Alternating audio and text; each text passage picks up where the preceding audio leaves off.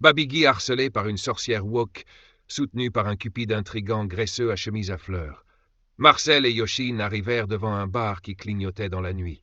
Un bar comme on les aime, avec moquette, néon, billard et une magnifique borne MVS sur laquelle tournait Art of Fighting 2. Yoshin s'arrêta devant la porte. « On est où ?» Marcel descendit de sa bicyclette. « Au Southtown Bar, chez Drink Wild Soda. »« C'est un club ?» ?»« Presque. » Il poussa la porte. Une odeur de plastique ancien, de jaquettes japonaises, de notices jaunies et de poussière savante leur sauta au visage.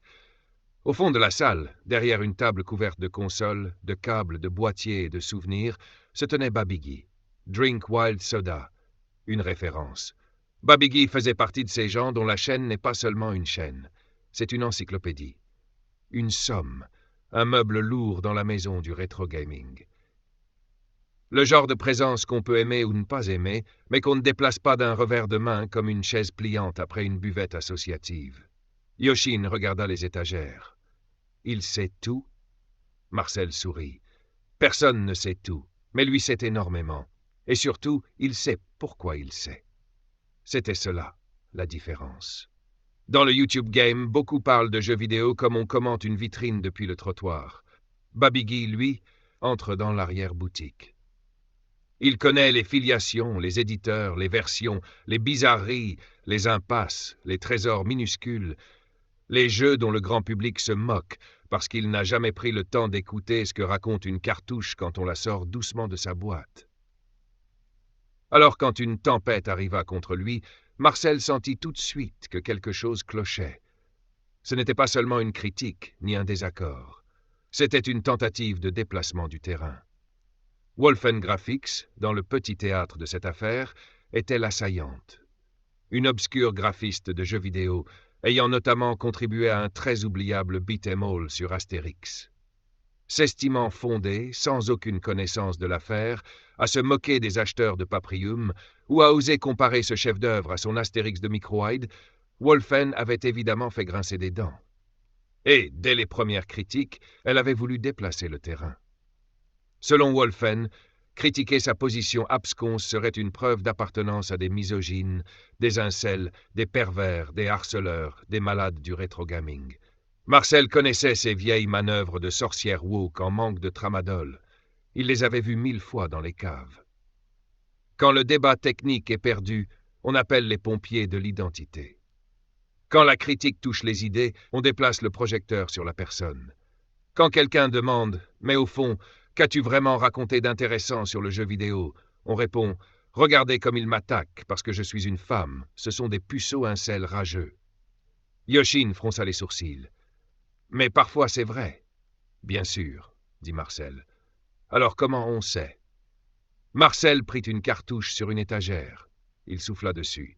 « On regarde si la personne répond au fond ou si elle change de salle. » Yoshin comprit à moitié. C'était suffisant. Dans cette affaire, aux yeux de Marcel, la mauvaise foi était là. Énorme. Presque architecturale. Babigui et son public n'étaient pas venus faire tomber une femme parce qu'elle était une femme. Ils avaient contesté une posture, une prétention, une bêtise, une manière hautaine de parler du jeu vidéo et d'en insulter certains consommateurs sans porter dans la voix le poids réel des machines. Et au lieu de répondre à cela, Wolfen avait transformé la critique en procès de sa féminité. C'est une vieille magie noire trotskiste. Elle ne consiste pas à démontrer que l'adversaire a tort. Elle consiste à faire honte à l'adversaire d'avoir parlé. Alors Babigui, qui connaît les ruses rouges, avait fait un live pour se défendre, et Marcel pensa qu'il avait eu raison de vouloir châtier ses démons. Parce qu'il arrive un moment où le silence devient une forme de consentement à sa propre salissure. Il n'y avait aucune raison valable d'attaquer toute une communauté de rétrogameurs en la repeignant comme une meute d'ombre lubrique simplement parce qu'elle refusait de s'agenouiller devant un récit victimaire. Une communauté peut être rude, elle peut être vulgaire, elle peut être moqueuse, elle peut être injuste dans certains coins, comme tous les groupes humains dès qu'ils ont un clavier et trop de café. Mais on ne transforme pas une bibliothèque en gang parce que ses lecteurs n'aiment pas un mauvais chapitre. Et c'est à ce moment-là que surgit Dr. Jivetek. Yoshin leva les yeux. « Le docteur ?»« Oui, dit Marcel. le soi-disant docteur. Il apparut dans le bar comme apparaissent certains personnages secondaires dans les drames numériques, avec l'air de venir pacifier, mais en tenant discrètement une pancarte publicitaire derrière le dos. Dr. JVTech, obscur développeur dans la brume du YouTube Game, déclarait notamment avoir vendu 10 millions de ses créations à travers le monde, mais être présentement fauché, ce qui témoignait d'une expertise certaine dans le monde viril des affaires. Il venait surtout se placer en instrumentalisant son ancienne modératrice et la chaîne de Babigui. Il venait peut-être transformer l'incendie en éclairage de studio. Marcel l'observa avec curiosité. Il y avait chez lui quelque chose de luisant, de graisseux, d'ennuyeux et de hautain. Une façon grossière de ces gens qui arrivent trop tard dans une scène mais s'assoient quand même au centre, comme si le fauteuil les attendait depuis toujours. La laideur morale était également là, car Wolfen avait été sa modératrice, sa fidèle, sa petite main désœuvrée, son rouage wok bénévole. Elle disait l'avoir aidé pendant 2 ans. Et voilà que le docteur venait fréquenter, écouter, approcher ceux qu'elle désignait comme ses ennemis pour faire sa propre réclame. Dans le théâtre intérieur de Wolfen, c'était impardonnable. Elle n'a pas simplement désapprouvé, elle a explosé. Elle l'a répudié comme on chasse un prêtre impur en brûlant au passage sa soutane bleue à fleurs. Dans les religions du ressentiment, converser avec l'hérétique, c'est déjà lécher l'autel du diable. Yoshin demanda, elle était triste? Oui. Et injuste? Probablement. Les deux? Les vivants adorent mélanger les liquides. Mais autour de Wolfen, un autre personnage fit son entrée. Un félon de basse orbite, un de ces satellites qui tournent autour de la moindre silhouette féminine, en espérant recevoir un jour une chaleur de commentaires. Retro Gaming Bureau. Marcel le vit tomber sur le mur de Wolfen, comme une crotte molle déposée par un oiseau malade. Une chiure verte et gluante à l'image de son goitre, bien réel. L'orbiteur venait expliquer que Babigui était toxique. Évidemment. Dans ces moments-là, les orbiteurs sentent le sang social comme des moustiques, sentent la cheville en été. Ils viennent déposer leur petite vertu. Ils disent « Moi aussi je condamne. Moi aussi je suis du bon côté. Moi aussi, je peux être utile dans la guerre d'une femme woke blessée contre un homme plus solide que moi. » Babigui répondit, et sa réponse eut la beauté simple d'une chasse d'eau. Il rappela en substance ce que beaucoup pensaient tout bas. Retro Gaming Bureau, dans le grand musée du YouTube Game, n'était pas exactement un conservateur de génie. Plutôt un fond d'égout tiède de YouTube, une accumulation niaise de produits japonais, un sac de course accroché à un sourire niais. Mais où était le jeu? Où était le skill? Babigui trancha en le répétant plusieurs fois. « Ta chaîne, c'est de la merde. Tu fais de la merde. Tout cela, c'est de la grosse merde. » Marcel regarda Yoshin. « Tu vois, c'est une différence essentielle. Entre quoi? Il y a des gens qui ont une passion, et il y a des gens qui accumulent les signes extérieurs d'une passion comme on remplit une vitrine de trophées vides. Babigui, lui, pouvait être dur, sarcastique ou excessif. Mais il parlait depuis le cœur de la machine, depuis la pratique, depuis l'archive vivante, depuis le savoir long. C'est pour cela que la cabale contre lui avait quelque chose de honteux. On peut critiquer Drink Wild Soda, on peut ne pas aimer le ton. On peut trouver certains propos trop durs, certains lives trop longs, certaines colères trop anciennes. Mais faire de Babigui le chef imaginaire d'une mode d'incel du rétro gaming, c'est grotesque. C'est parce qu'on n'est pas capable de répondre sur le fond.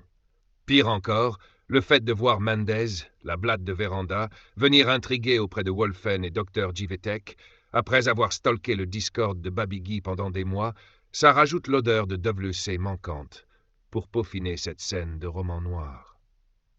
Marcel ouvrit son carnet humide. Il écrivit « Dans l'affaire Wolfen contre Babigui, le scandale n'est pas qu'une femme du jeu vidéo soit critiquée. Le scandale est qu'une critique de fond sur ses idées soit transformée en procès de féminité, puis en accusation globale contre une communauté entière. Drink Wild Soda n'est pas un petit troll de passage. C'est une référence du rétro gaming, une encyclopédie de pixels, de plastique et de hidden gems. » Quand Wolfen déplace le débat sur le terrain de la victimisation, elle ne répond pas, elle brouille. Quand Dr. JVTech vient se placer dans le drama avec sa gravité de développeur en panne de lumière, il n'aide personne, il s'ajoute impudiquement, grotesquement. Quand Retro Gaming Bureau vient déféquer sa petite vertu sur le mur, il ne défend pas une cause, il orbite. Et pendant ce temps, Babigui reste ce qu'il était déjà. Un homme au milieu des cartouches, capable de rappeler qu'on ne devient pas légitime dans le jeu vidéo en transformant ses contradicteurs en monstres. Yoshin lut lentement. « Tu es dur. »« Non, dit Marcel, je suis rangé. »« Rangé ? Oui. Dans les bibliothèques, il faut remettre les choses à leur place. » Il montra Wolfen dans la fumée. Une inversion accusatoire n'est pas un argument. Il montra Dr. Jivetek. Un passage cupide en live n'est pas toujours du courage. Il montra Retro Gaming Bureau. Un carton du Japon n'est pas toujours une culture. Puis il montra Babigui. Et une communauté qui critique n'est pas toujours une meute. Yoshin resta silencieuse. Dans le bar, les consoles semblaient écouter. La Mega Drive toussa. La Super Famicom cligna. La Neo Geo, naturellement, ne dit rien. Elle coûtait trop cher pour participer au débat de pauvres. Marcel referma son carnet. « Tu crois que ça va continuer » demanda Yoshin. « Bien sûr. Pourquoi » ? Parce que ces gens ne jouent plus seulement au jeu. Ils jouent à être blessés, trahis, purs, toxiques, résistants, victimes, génies, sorcières, docteurs, bureaux et encyclopédies. C'est compliqué. Non, c'est très simple. Marcel enfourcha sa bicyclette. Le rétro gaming conserve les vieilles machines. Internet conserve les vieilles humiliations. Quand les deux se rencontrent, ça donne des adultes qui rejouent leur cours de récréation avec des mots comme incel, harcèlement, toxicité et communauté. Yoshin monta derrière lui, le Southtown Bar s'éloigna, et Marcel dans la nuit sourit. Tu sais ce qui est drôle ? Non. Dans tout ce vacarme, le plus sérieux reste encore celui qui souffle sur les cartouches.